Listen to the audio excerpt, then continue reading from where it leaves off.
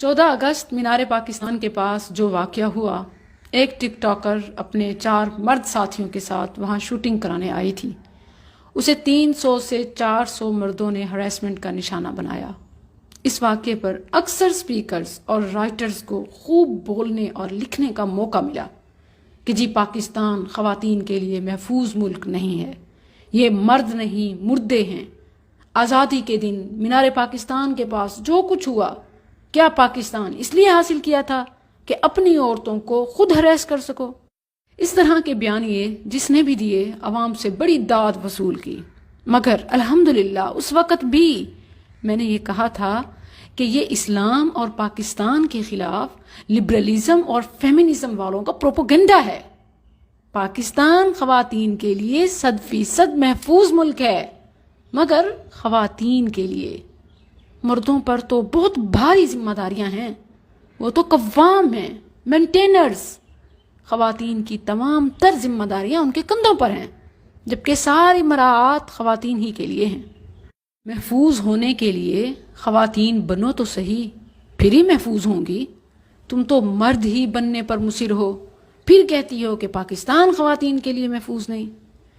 اس وقت بعض لوگوں نے میرے اس موقف پر بڑی تنقید کی کہ آپ عورت ہو کر اس طرح کہہ رہی ہیں۔ اب جب کہ یہ ثابت ہو چکا ہے کہ یہ سب پلانٹڈ اور پلانڈ تھا، بس ریئیکشن توقع سے کچھ اوور ہو گیا۔ اس ٹک ٹاکر نے اپنے ٹک ٹاک اکاؤنٹ سے خود اپنے فالوورز کو مقررہ وقت پر مینار پاکستان بلایا کہ ہلا گلا کریں گے، پارٹی ہوگی، سیلفیز بنیں گی، ویڈیوز ہوں گی۔ جب سب آئے اور قربت پانے کے چکر میں دھکم پیل ہوئی تو FIR اور میڈیا پر رونا دھونا۔ جو چاہتے تھے وہ تو ہو گیا، پاکستان کی بدنامی، مردوں کو برا بھلا، میڈیا پر ٹاپ ٹرینڈ بننا، پھر رونا کس چیز کا ہے؟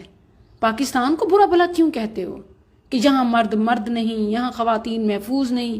کسی نے تو یہ تک کہہ ڈالا کہ پاکستان میں جس کی بیٹی نہیں وہ خوش قسمت ہے۔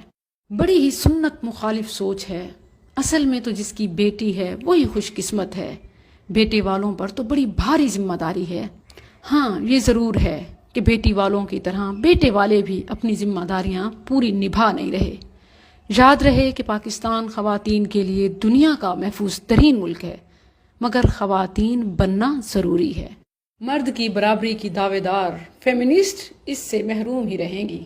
ان کے لیے پاکستان محفوظ بنا گا ہرگز